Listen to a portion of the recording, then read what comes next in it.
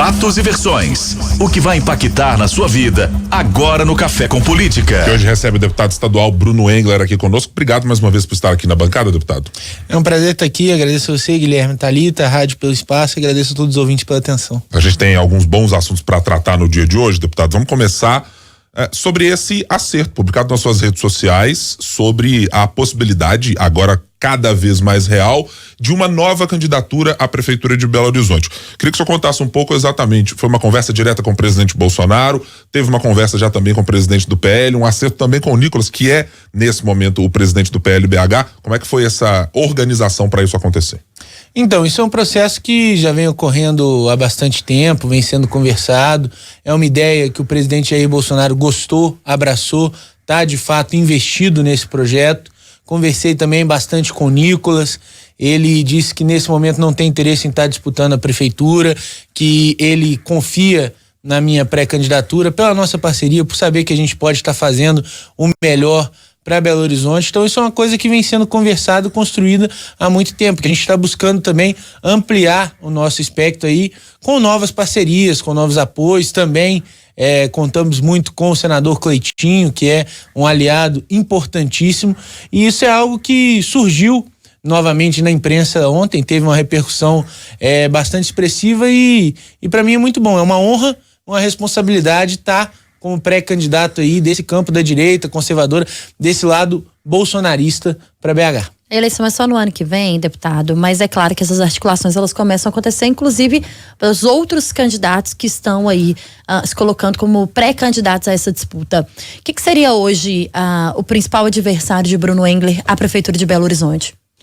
Olha, a gente vê um cenário aí que vem se desenhando, com outras pessoas colocando aí a sua pré-candidatura. A gente tem o atual prefeito, que no momento, né, é candidato à reeleição, tem outras pessoas que têm se colocado, mas eu prefiro não agora falar dos adversários, mas dizer do cenário que a gente enxerga pro ano que vem. Comparando um pouquinho com 2020, quando eu fiquei em segundo lugar, eu estava num partido que não tinha tempo de rádio, televisão, tive até alguns problemas, alguns embrólios com o partido. Agora a gente está no partido que tem a maior bancada de deputados federais, um tempo de televisão bastante expressivo, uma estrutura que condiciona que a gente consiga chegar e chegar bem nessa eleição. Além disso, a gente vem numa plataforma com apoio do presidente Bolsonaro, que ganhou em Belo Horizonte no primeiro e no segundo turno, com apoio do Cleitinho, que é o nosso senador, com a votação que nós tivemos em Belo Horizonte, tanto eu quanto o Nicolas.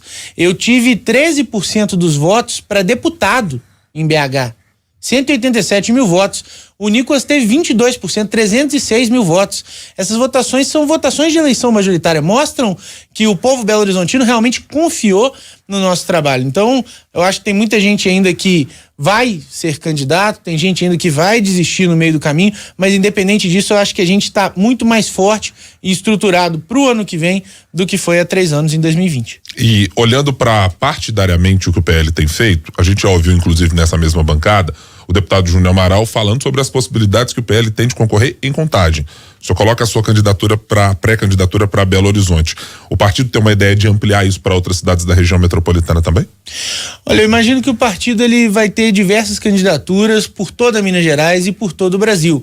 Hoje o PL ele se coloca como um dos maiores, se não o maior partido, e efetivamente o maior partido de direita. Então a gente precisa ter bons nomes disputando essas prefeituras e ocupando esses espaços. Então eu imagino que não só na região metropolitana, mas no nosso estado como um todo, a gente deve ter várias candidaturas do PL.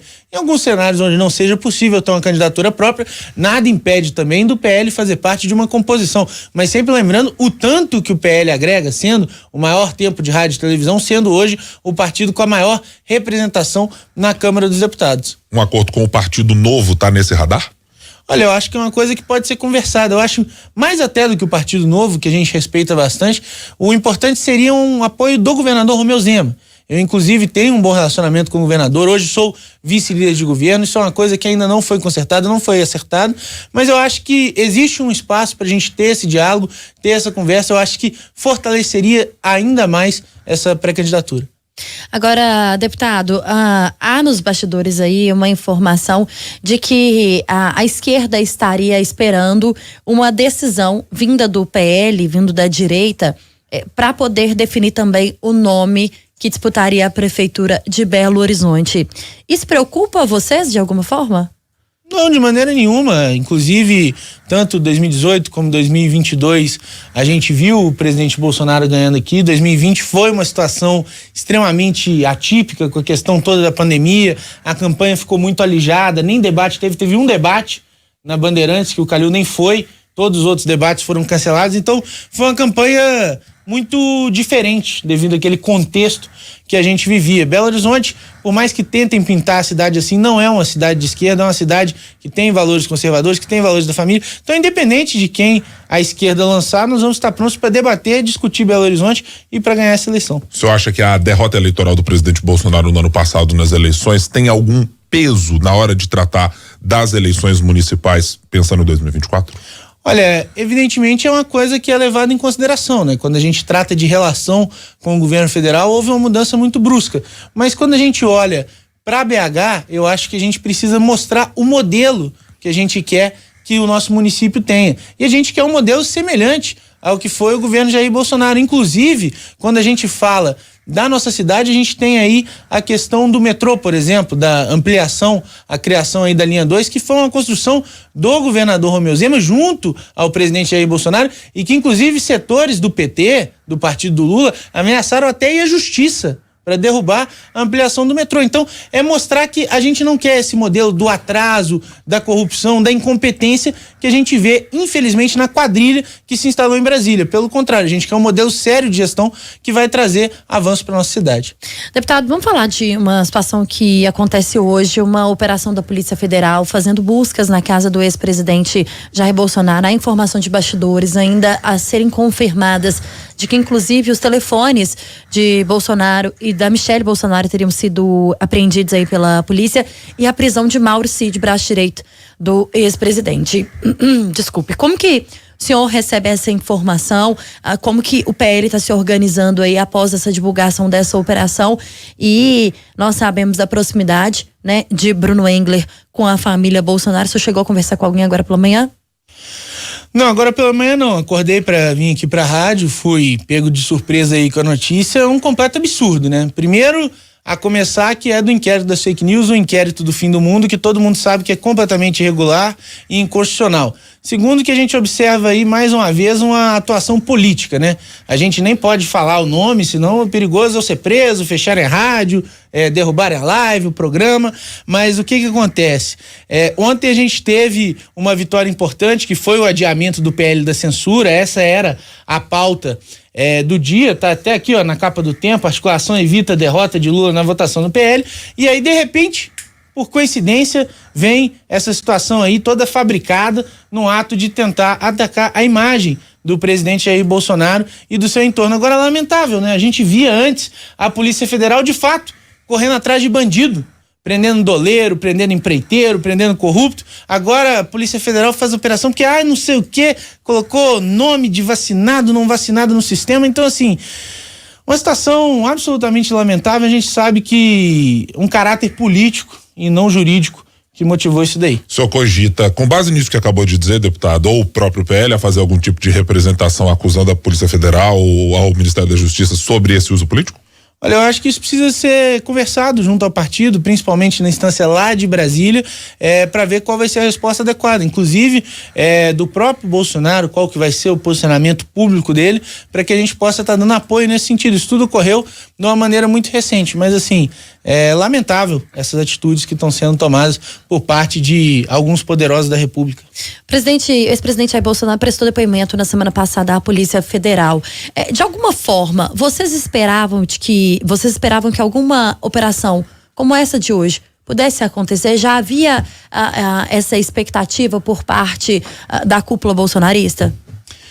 Olha, infelizmente a gente sabe que instalou-se aí um clima de perseguição, né? Contra o ex-presidente Jair Bolsonaro, uma tentativa mesmo de destruição da sua imagem e infelizmente para eles não tem nada de corrupção, não tem nenhum escândalo, não tem nenhum roubo. Então eles ficam toda hora tentando criar um fato novo para desgastar o presidente. Agora, uma covardia, né? Pô, tirar o celular da Michelle. A Michelle nem política é. Então, assim, é casada com político, foi primeira-dama, mas nunca ocupou cargo público. Então, assim, um absurdo completo. O senhor acha, de alguma maneira, deputado, que todas as ações, e algumas delas que estão relacionadas, inclusive a possibilidade de inelegibilidade do presidente, do ex-presidente Bolsonaro, que estão sendo tratadas no TSE, que elas podem ter algum impacto, inclusive para esse ano de 2023, nas pretensões do PL do que o presidente viaje, de que participe dos atos que está previsto para viajar pelo país? Algo dessa natureza pode mudar esse roteiro pensado pelo PL?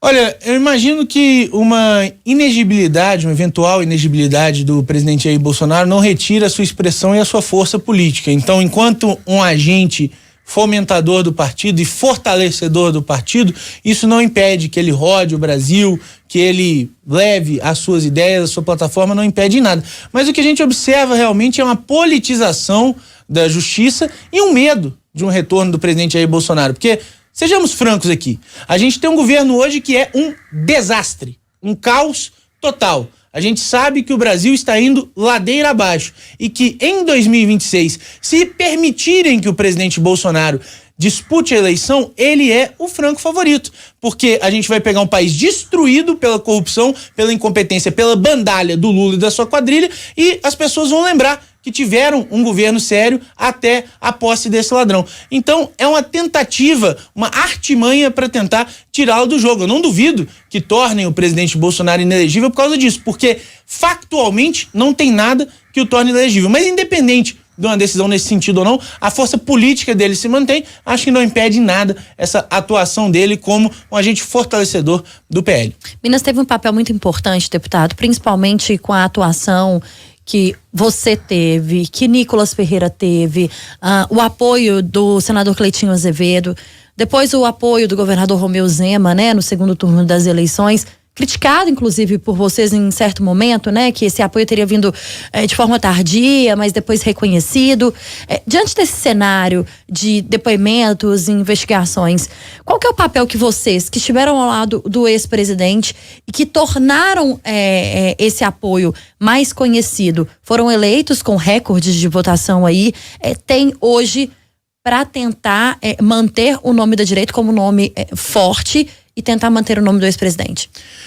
Olha, o nosso trabalho é fazer o que eu estou fazendo aqui, é expor essa farsa, é usar a nossa expressividade política, as nossas plataformas de comunicação para demonstrar que não existe nada de concreto contra a figura do ex-presidente Jair Bolsonaro. O que existe é um sistema canalha, corrupto, podre, que se opôs a ele 4 anos e que agora quer tirar ele definitivamente do jogo político. E isso precisa ser dito nas entrevistas que a gente concede, isso precisa ser dito nas tribunas dos parlamentos, isso precisa ser dito nas redes sociais. A gente precisa usar a plataforma que nos foi dada pelo povo mineiro para levar a verdade até as pessoas. Assim que a gente mantém uma direita forte, que a gente mantém o nome do presidente Jair Bolsonaro forte, só dessa maneira. Nós conversamos com o deputado estadual Bruno Engler. No Café com Política. Hora do bate-pronto. O senhor já conhece, participou aqui por diversas vezes, deputado. Para começar aqui a nossa conversa no bate-pronto, o que Bruno Engler tem a dar à capital mineira? Um futuro mais próspero. Qual que é o principal desafio que você enxerga hoje para concorrer à Prefeitura de Belo Horizonte? Convencer as pessoas de que mesmo nesse caos que o Brasil está caminhando, Belo Horizonte pode avançar. Qual a avaliação sobre a gestão Fouad Noman em BH? Apática. O papel do governo Zema na negociação com a segurança pública neste mandato?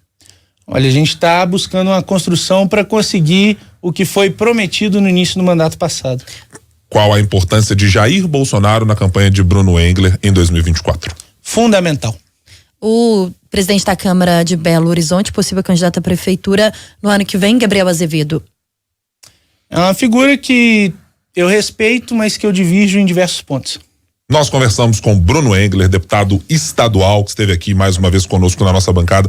Deputado, obrigado, seja sempre bem-vindo aqui para a gente conversar sobre política. Eu que agradeço o espaço, a oportunidade, agradeço a todos os ouvintes pela atenção. Ótimo dia para o senhor, deputado. Obrigada pela participação.